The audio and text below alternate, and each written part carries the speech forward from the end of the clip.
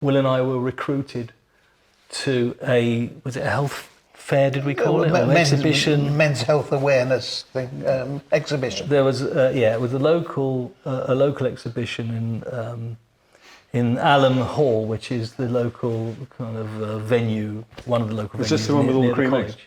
Is this the one with all the cream eggs? Yes. Oh, yeah, that's right. You want to hear about the cream egg story? I'll tell you the cream egg story. Yeah. So they set up a lot of different stalls, and Will got there early, of course, chomping at the bit. I went because I was persuaded, and I'm not going to name names here, but I was told I could go home early. So I thought, great. What I hadn't realised, of course, is you missed lunch. So I had to go, was I doing my shopping then? Anyway, so we set up Will set up, so I just walked in, of course, at the end, and everything had been set up beautifully. They'd set up a lot of other stalls, local GP surgeries, which was fantastic. And I had a walk around because I was getting a bit kind of bored with it all. I walked around a bit, which is a terrible thing to admit, but nothing was much was happening, except for people who lived locally and knew me anyway and came. So I walked off. I was talking. I saw one of our stalls, they'd set up their Omicron self-management blood pressure machines, and the nurses were there, the GPs, all these different surgeries, and they all have the Omicron thing.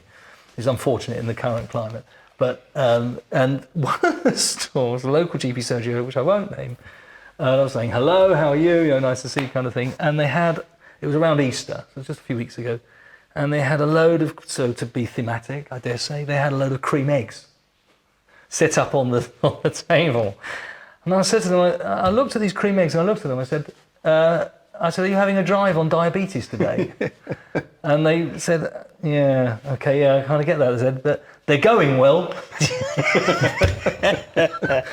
And they wouldn't let me have one after that. They chucked me out. But anyway, so later on in that afternoon, a person came up and was asking questions and so on. And actually, he said, look, I've got a really painful knee. Could you have a look at it? Now, I don't even know, in a non-committal sense, if we're permitted nowadays even to be able to kind of offer an opinion. But you can say in a non-committal way, and you can't hold me to this, yes, I'm more than happy to have a look.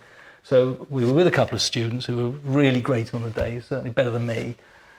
We took the chap to the side, took him to a private area, said, of course, we'll have a look, just, first aid context, if you like. Mm-hmm. And actually, he was a man in his 40s. I can't remember what he did for a living, but he'd had an injection in his knee maybe a week before. And it was warm and it was swollen.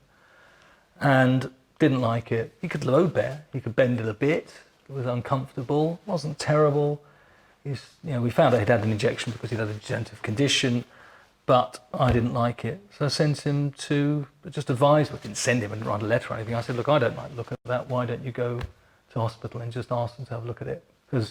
And it turned out it was a septic arthritis.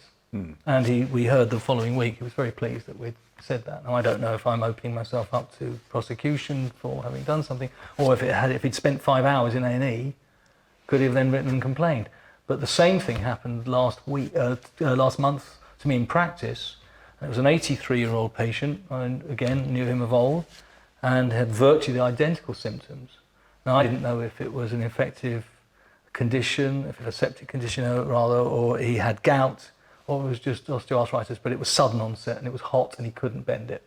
Now, as it happens, under those circumstances, I treated him for a mechanical condition, but I said, look, I just think you should go to A&E anyway, because a person in their 80s with a sudden onset swelling in their knee, you don't take any chances. Right. And I was worried. And amazingly, he wasn't very happy. He spent 5 hours in A&E, and by the time they saw him, he could bend his knee again. Apparently, I'd worked a miracle, right, which was great because it means I'd wasted his time. Well, did they examine him at all, or did they just say, well, it works? Yeah, they had a look at him and said, just go home, take some ibuprofen, and you'll be fine, thank you very much. Didn't even do a blood test, which at least I'd have done, just in case, but he was fine. Now, as I said, that to me was a red flag. Context.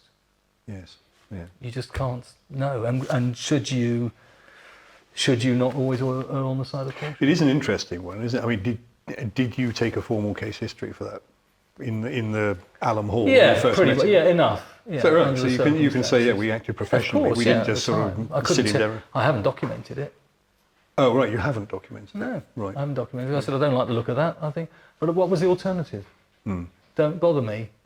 I'm sorry, you're negligent. You should have known. You could have seen what was wrong with that person. I couldn't. And also, as a question of compassion, at least you can offer somebody some advice at the time.